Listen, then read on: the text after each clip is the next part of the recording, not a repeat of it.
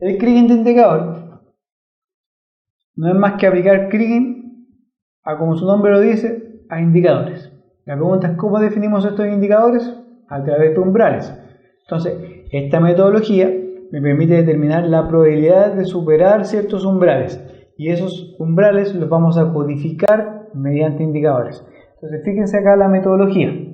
La metodología define definir umbrales, efectivamente como lo dijimos, y para cada umbral codificar los datos según ese umbral, si es que están sobre o bajo el umbral, y eso sería si es que es un 0 o es un 1, ¿ya? Realizar la variografía para el indicador, realizar el kriging del indicador y postprocesar los resultados del kriging. Por eso es importante repasar el capítulo de estimación, porque aquí vamos a hacer una estimación finalmente. Estamos haciendo una estimación por kriging, pero en este caso de los indicadores. Ejemplo.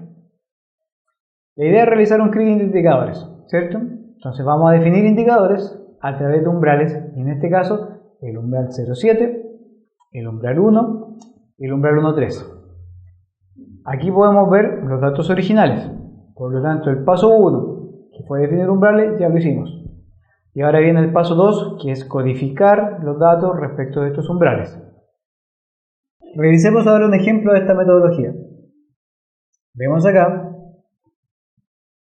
cómo funciona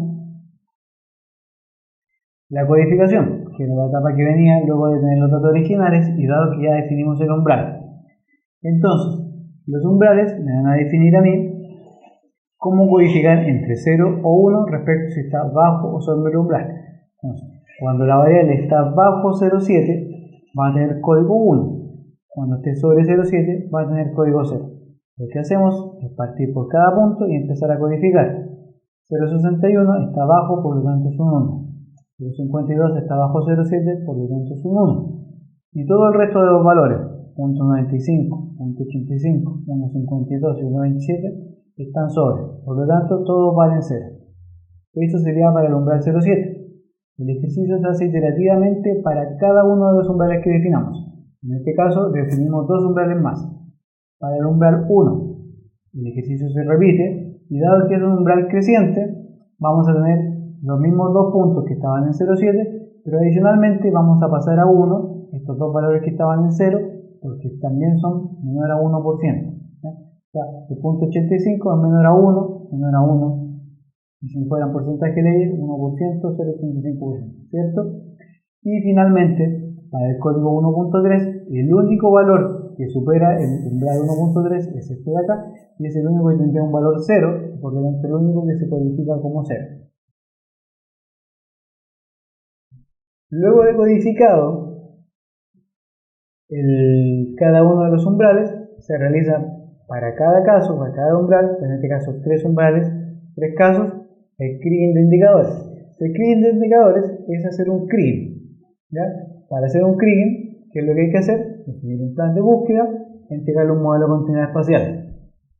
Entonces, en este caso, definimos un plan de búsqueda con una elipse que tiene una anisotropía orientada en el norte, 45 grados hacia el oeste, ¿cierto? Y que en ese sentido tiene un alcance mucho mayor que en el sentido norte, 45 grados hacia el este.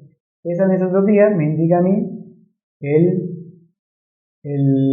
plan de búsqueda del kriging, y adicionalmente vamos a tener que agregarle un modelo de continuidad espacial, ¿ya?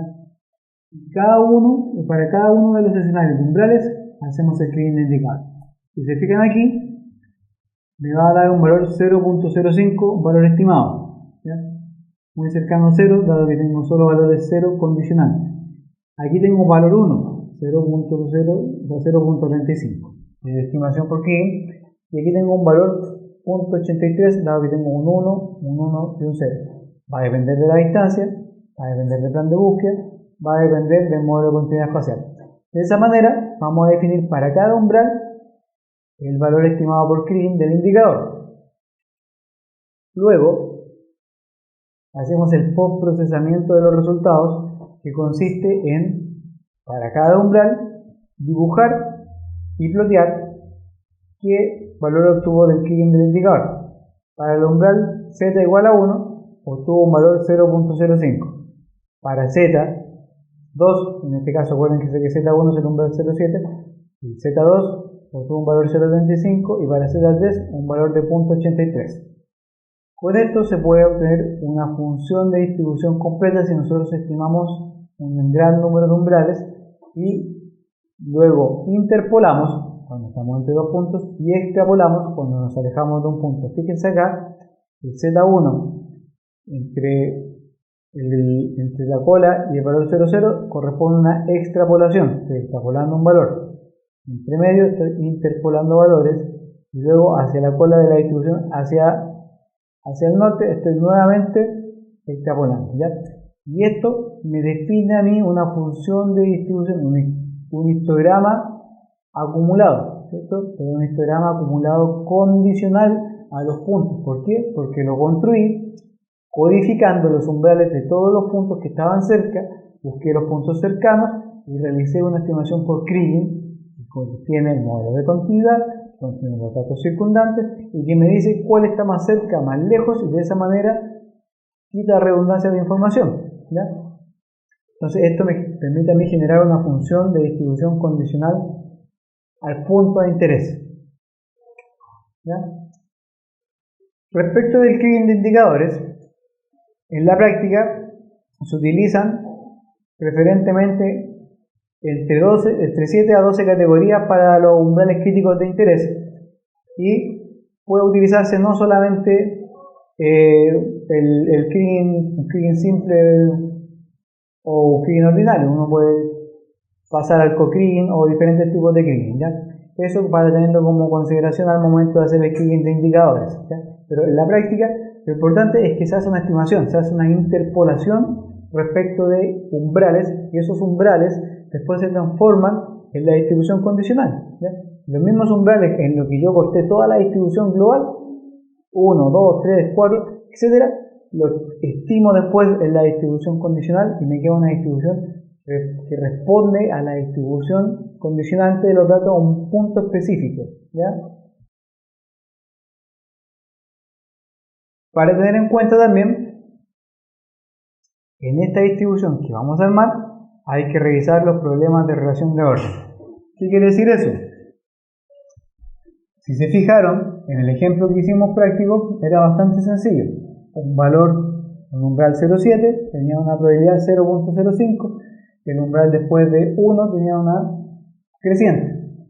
Sin embargo, hay veces en las que uno estima que un umbral superior tiene una probabilidad menor, y eso no puede ser posible dado que la función de distribución acumulada es una función creciente, monótonamente creciente, no baja nunca, ¿ya?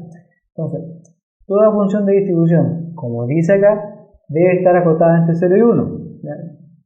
Y toda función de distribución debe ser creciente. O sea, dado el problema de función de relación de orden, también pueden haber problemas de que yo estimo un valor superior a 1 o inferior a 0, que eso tiene que ser corregido, ¿ya?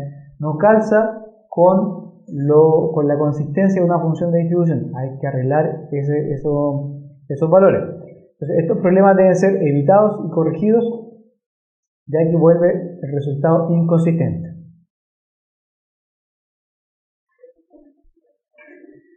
¿Qué alternativas tenemos para resolver estos problemas de relación de orden?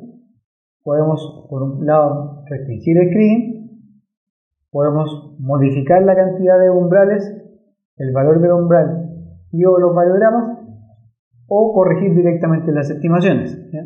La restricción del Kriging significa restringir los valores con los que vamos a trabajar y corregir la estimación, hacer relación ahí directamente al resultado y correrle algún programa para que cada vez que encuentre un valor que sea mayor que 1 lo deje en 1, cada vez que sea un valor menor a 0 lo deje en 0 y corrija las relaciones de orden, ¿ya? Veamos la corrección de orden. Hay que corregir los límites superior e inferior y fijar a 0 y 1, ¿ya? Entonces, cada vez que yo encuentre un dato que sea menor a 0, nosotros vamos a ponerle un valor 0. Y la función condicional en un valor menor a 0 se corrige a 0. Si la función va entre 0 y 1, no hay problema, la dejamos tal cual. Esto todavía no viendo el tema del crecimiento, de que crezca continuamente, sino que viendo los valores extremos, entre 0 y 1. Y si el valor que toma es mayor a 1, lo dejamos en 1. De esa manera corregimos la primera inconsistencia posible de encontrar.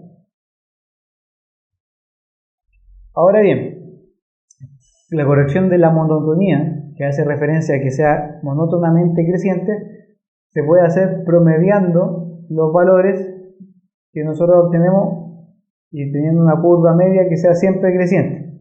Fíjense acá, tengo un punto, después sube, la proporción es creciente, después vuelve a bajar y después vuelve a subir.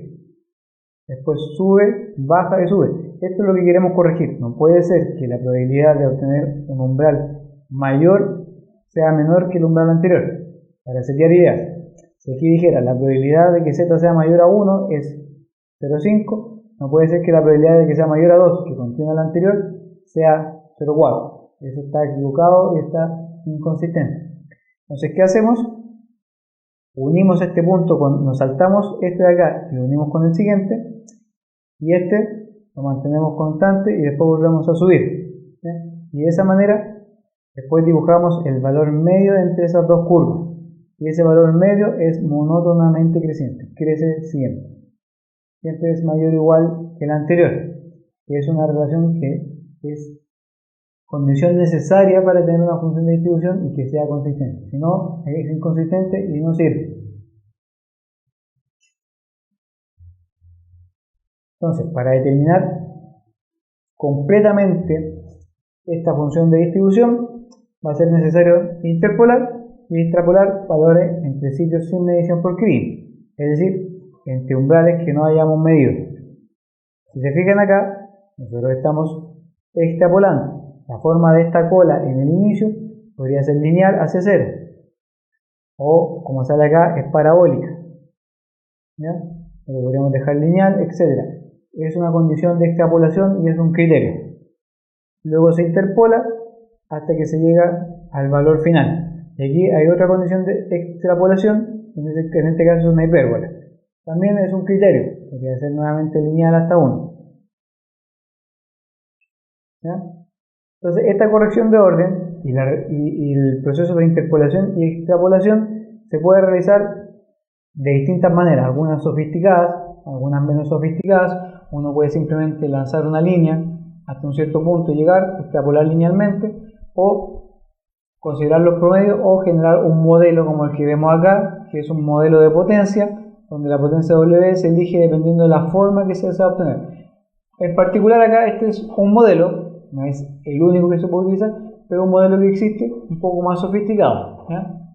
Lo importante es quedarse con el concepto de que al tener la función de distribución condicional, el resultado directo no siempre es útil dado la consistencia de sus valores, ¿ya? Lo que hay que hacer es corregir valores que son mayores a 1, corregir valores que son menores a 1, corregir relaciones de orden que sean monótonamente crecientes. Si no, los resultados son incorrectos y son inconsistentes. ¿Ya? ¿Cuáles son los pros de este Kriging de indicadores? Que es fácil integrar información secundaria, permite asignar un variograma diferente a cada indicador, o sea, el modelamiento variográfico de la continuidad espacial se puede hacer independiente para cada indicador, no necesariamente tiene que ser el mismo para todos. Ahí nos da un espacio a flexibilizar, un espacio a mover parámetros para tener un mejor modelo, ¿ya? El método se puede aplicar a cualquier tipo de variable. O sea, este método nosotros lo podemos hacer tanto en variables continuas definiendo umbrales como en variables categóricas, definiendo codificación 0 y 1 por categoría, ¿ya? Y la codificación elimina valores atípicos, ya que solamente vamos a tener ceros y unos, ¿ya? Los valores, los outliers, quedan fuera, dado que los outliers independientes, si yo sobrepaso el umbral de corte desde 1 hasta 2 o de 1 a 1 millón, sigue siendo 1 por 0 porque sobrepasé el umbral de corte, ¿cierto? Entonces aquí se enmascaran los outliers o los valores atípicos. Los contras, por otra parte, del modelo de Kriging de indicadores es que, si bien estos sublayers desaparecen, también se pierde cualquier otro tipo de información al codificar los valores. O sea, un pro es que se pierden los sublayers, pero un contra es que pierdo información. Voy reduciendo la información, dado que todo es un 0 o un 1. Se generan problemas de relación de orden que, sin embargo, se pueden soslayar con las metodologías que explicamos para corregir la relación de orden, ¿ya? Es sensible a la extrapolación de las colas. Definimos que íbamos a extrapolar, ya sea parábola, hipérbola, lineal, exponencial, etc. Es un criterio, pero el resultado es sensible a ese criterio. O sea, nosotros vamos a indicar un criterio y el resultado va a verse afectado o no por eso, ¿ya? Y tiene problemas con el cambio de soporte, ¿ya? Todo eso con respecto al kriging de indicadores. Entonces, en el caso de variables continuas que vimos recientemente, lo podemos extender al caso de variables categóricas. Acabamos de decir que este kriging de indicadores es extensible. O sea, nosotros podemos ubicarlo en cualquier tipo de variable y en particular a las variables categóricas, las cuales las podemos codificar ahora, en vez de por umbrales, las codificamos por categoría. Entonces la metodología a mí me va a entregar ahora una probabilidad respecto de las categorías en cada sitio de interés. Cómo distribuye la probabilidad de ser cada tipo de categoría de la variable categórica en estudio respecto de los datos que condicionan el sitio de interés. En particular, podemos estudiar la distribución local de atributos geológicos. Recordemos que en estos proyectos lo que importa en general son atributos geológicos que nos permiten a nosotros definir unidades de estimación. Por ejemplo, mineralización, por ejemplo, alteración, zona mineral, etc. En otras palabras, vamos a ser capaces de decir cuál es la probabilidad en un sitio de interés de tener un valor de óxidos condicional a los datos cercanos, que pueden ser óxidos, mixtos, sulfuros, etc. O lo mismo, cuál es la probabilidad de obtener un valor de pórfido condicional a los sitios cercanos, pórfido, brecha, etc. Esa probabilidad la hacemos extensible y utilizamos la misma metodología que utilizamos recién para el caso de los umbrales. Revisemos cómo quedaría en este caso. La metodología, ya lo dijimos, es muy similar. Se eligen distintos umbrales y cada umbral corresponde a una categoría.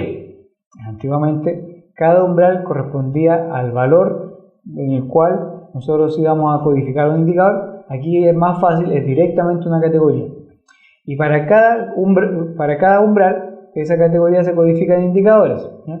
Se realiza variografía y se estima mediante kriging para posteriormente postprocesar. Ejemplo.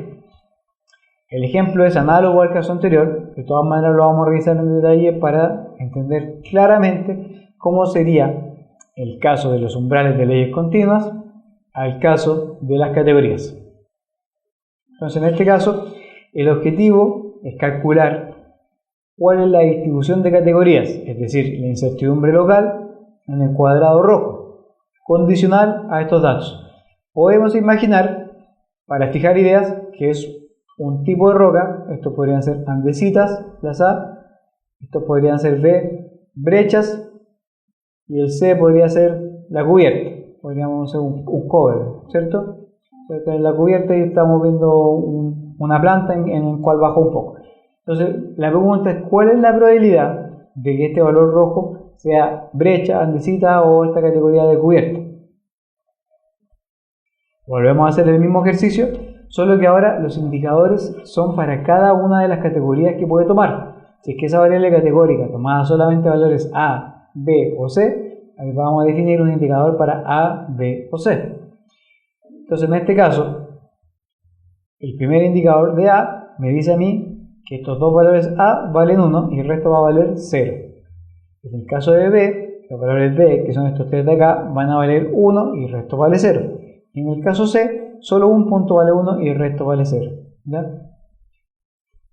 Y hacemos el mismo ejercicio. Aquí sale un resumen de la codificación. Si se fijan, cada punto puede tener un 1 en uno y tan solo un indicador. Es imposible que un punto sea a la vez andesita y brecha, son mutuamente excluyentes. O es imposible que sea óxido y sulfuro, ¿ya? Hay una y solo una codificación. Por lo tanto, en cada punto, resumiéndolo como A, B, C, el vector de indicadores posibles tiene un solo 1, en este caso 1, 0, 0, porque este valor es A. Lo mismo para este punto, y estos tres puntos que eran B tienen el 1 en la segunda coordenada, y este punto, o sea, estos tres puntos y ese punto que era C tiene el 1 en la última coordenada. Lo que hacemos ahora es el mismo proceso de Kriging de indicador, tal cual lo hicimos con las leyes. Si fijan ahora, acá me van a dar distintos valores, porque ahora los unos están distribuidos de manera distinta, dependiendo de la categoría. En este caso, como tengo dos unos, tengo un valor estimado de 0.75. O sea, el indicador de que sea un valor A, de que sea una categoría andesita en este ejemplo que estamos creando, es de 0.65. El que sea de valor B es de 0.25. Y el que sea de valor C es de 0.05. ¿Ya? Es mucho más probable que sea un valor A que un B que un C. Y esto se ve reflejado después en la construcción del gráfico de probabilidad. Este gráfico de probabilidad tiene que sumar 1. La probabilidad de que sea una categoría tiene que sumar 1. O sea, los valores los vamos a tener que estandarizar y luego interpolar y extrapolar. En este caso, suma 0.65 más 0.25 más 0.05, suma 0.95. Por lo tanto, vamos a tener que normalizarlo. Fíjense acá, no llegamos al 1. Tendríamos una cierta probabilidad de ser un valor que no existe, ¿no? Por eso, se debe normalizar. Y la distribución final nos queda como que la probabilidad de ser un valor A es 0.684. De ser un valor B es el delta entre estos dos y el C es el delta. ¿Ya? De esa manera creamos ahora una distribución de probabilidad de variables categóricas condicional a los datos cercanos. Nuevamente, incertidumbre local. Estamos viendo ahora localmente a los puntos. ¿Por qué? Porque son los datos cercanos, los datos que están en la localidad, los que condicionan el resultado. Si yo hubiese tenido solamente rodeado de valores B, brecha en este caso, la probabilidad hubiese cambiado. Y a lo mejor va a ser eso cuando pase a otro punto. Otro punto va a estar solo rodeado de brecha. Y por lo tanto, la función de distribución local en otro punto va a ser distinta. Cada punto va a tener una función de distribución particular, condicional tanto a los datos que tiene cerca, como al modelo de continuidad, como el plan de búsqueda por Kriging. Veamos ahora otro modelo para caracterizar la incertidumbre local. Este modelo es el modelo de Kriging multigaussiano. El Kriging multigaussiano es un modelo que permite a mí, tal como lo dije, caracterizar la incertidumbre local gracias a que define una hipótesis una hipótesis principal que corresponde a la vez una ventaja para el modelo porque lo vuelve sencillo y a la vez una limitancia porque no siempre se cumple lo que se exige, ¿ya? ¿Qué es lo que exige? Exige que la distribución sea multigaussiana. ¿Qué significa multigaussianidad? Que cualquier combinación lineal de la distribución siga siendo gaussiana, es decir, que en particular que la distribución sea gaussiana y que una combinación lineal de muchas gaussianas o muchas variables aleatorias siga siendo gaussiana, ¿ya? Eso es lo que se le pide, lo cual no es tan fácil de obtener y en particular las variables no distribuyen gaussiana. Es muy raro encontrar en la vida real una ley que distribuye de manera gaussiana, ley de cobre, oro, plata, lo que sea. Es muy raro encontrar que distribuyan de manera gaussiana. Por lo tanto, vamos a tener que crear una nueva herramienta para poder utilizar este modelo multigaussiano, ¿ya? Y esa herramienta es la anamorfosis. La anamorfosis corresponde a una transformación y esta transformación es una transformación de la distribución de la variable original hacia una variable que yo quiero tener en particular. Gráficamente consiste en distorsionar el histograma de los datos originales y en el caso de una anamorfosis gaussiana, o sea con el apellido gaussiano, transformar los datos del histograma, los deformo y los llevo a un histograma que es gaussiano. Y esa función de transformación la guardo para después devolverme. Eso es básicamente la anamorfosis. Y gracias a esto puedo yo tomar cualquier distribución, ya sea de leyes, de oro, de cobre, de zinc, de plata, de lo que sea, que no distribuya necesariamente gaussiano y lo transformo en gaussiano y trabajo sobre la variable transformada, sobre el espacio de valores transformados a gaussiano, ¿ya? Entonces veamos un ejemplo gráfico más ilustrativo de qué corresponde la anamorfosis. Fíjese acá, pareciera que hay un caracol en la banca, ¿cierto? Estos son efectos visuales que genera un artista en los cuales dibujan el piso. Y esto está dibujado netamente en el piso de una forma muy distinta a como se ve cuando uno gira la perspectiva en que lo mira. Esto es una transformación en el espacio de las imágenes, ¿cierto? Porque nosotros sacamos la foto con una cierta perspectiva y pareciera un caracol que está ahí asomándose a la niña que está sentada. Sin embargo, cuando uno ve cómo se crea esta imagen, en verdad el artista lo que hizo fue dibujar el caracol, pero lo dibujó de una manera transformada, de una manera distorsionada en el piso, de tal manera que al rotar la vista se viera de una manera correcta, pero en un espacio cambiado. Esto es lo mismo que ocurre con la anamorfosis. Yo voy a transformar algo para que se vea en otro espacio de manera gaussiana, pero después cuando lo mire en el espacio original va a seguir siendo los datos que yo quiero. Otro ejemplo, también típico, de hecho si ustedes buscan y ponen en Google anamorfosis e imágenes, van a ver una serie de trucos visuales que en el espacio de las imágenes. ¿Por qué? Porque una anamorfosis es una transformación reversible. Y van a ver todos estos trucos visuales donde uno transforma de un espacio a otro, ¿ya? Fíjense acá, yo dibujo esto de una manera totalmente distinta a cómo se ve en la realidad y después se proyecta en un cilindro como si fuera un pilar, ¿cierto? Lo mismo con este ojo.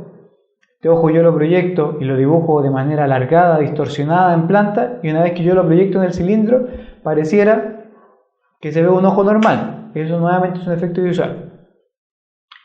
Entonces, en este espacio de las imágenes, la anamorfosis corresponde a una deformación reversible. Es una deformación que se puede devolver al espacio original mediante algún procedimiento óptico, mediante algún truco óptico o matemático. Ahora, en el contexto geostadístico, la anamorfosis sigue siendo una deformación o transformación, vamos a la palabra transformación en este caso, reversible de los valores de la variable de interés, que consiste en tomar el variograma, o sea, el histograma de la variable y llevarlo a un histograma de una distribución objetivo. En particular nos interesa la gaussiana, por lo tanto vamos a hablar ahora de la anamorfosis gaussiana, ¿ya? En este sentido, una anamorfosis gaussiana consiste en tomar la distribución de los datos brutos. Fíjense acá, esta es la distribución de los datos brutos y estos datos distribuyen de manera log normal, que es lo que suele suceder en depósitos de cobre. El cobre distribuye de manera log normal y a mí no me sirve para aplicarlo en el modelo multigaussiano de esa manera. Por lo tanto, vamos a utilizar una transformación reversible al espacio de valores gaussianos. Este Z1 que está acá, que vale del orden de 0,2, lo vamos a llevar a un valor Y1 gaussiano, que debe ser un valor del orden de menos 0.8, ¿ya? El valor medio, el valor que está en la mediana de los datos, que está en la mitad, va a caer justo en la mitad de la gaussiana, y la mitad de la gaussiana, recordemos que la gaussiana es simétrica en torno a 0 cuando es una normal estándar, va a caer justo en 0, ¿ya? Cuando sea una gaussiana normal estándar. Entonces, ¿cómo se vería esto en el histograma acumulado? De la misma manera. El histograma que vimos recién era un histograma puntual de frecuencias, ahora veamos lo acumulado. Tomamos los datos, en este caso un valor de 0,8 con una probabilidad de 0,65 de estar, de la probabilidad de que el valor esté bajo su umbral de 0,65, vamos a buscar la misma probabilidad ahora, pero en el histograma gaussiano. De esa manera se construye la anamorfosis. Uno construye el histograma de los datos brutos, después construye un histograma de datos gaussianos, y para cada z yo voy a esta tabla, pincho acá cómo está en el histograma acumulado, y de esa manera busco la misma probabilidad en el histograma acumulado gaussiano y me devuelvo hasta el valor y. Y este valor z se asocia con este valor y gaussiano. Y esa es una tabla de transformación de anamorfosis gaussiana, ¿ya? Que también me va a servir para devolverme. Cuando yo quiera tomar un valor gaussiano y saber cuál es su valor en el espacio de los datos brutos, voy a ir acá, tomo este valor, pincho acá, tomo la flecha ahora de vuelta en el camino, veo cuál es la tabla en el dato bruto y obtengo el valor bruto. Esa es la anamorfosis gaussiana. Si no fuera gaussiano esto, sería una anamorfosis hacia otra distribución. En particular, vamos a ver la gaussiana porque queremos aplicarla para el marco del modelo multigaussiano. ¿Ya? Como ejemplo, si la variable tuviera una distribución log normal, basta con que apliquemos directamente el logaritmo para llegar a una distribución log normal, o sea, normal, gaussiana. Normal es gaussiana. Recuerden que el logaritmo de una distribución log normal distribuye directamente como una normal. Y aquí se ve cómo se transforman los datos originales a los datos transformados. Este es una gaussiana estándar, dado que si se fijan acá, tiene una media 0 y una desviación estándar de 1. Y los datos originales tienen una media de 0.99, casi un 1% de cobre, en este caso la ley de cobre, y una desviación estándar de 0.67. Por lo tanto, transformé estos valores, tengo guardada la tabla de transformación y llegué a estos valores gaussianos con los que vamos a trabajar de ahora en adelante.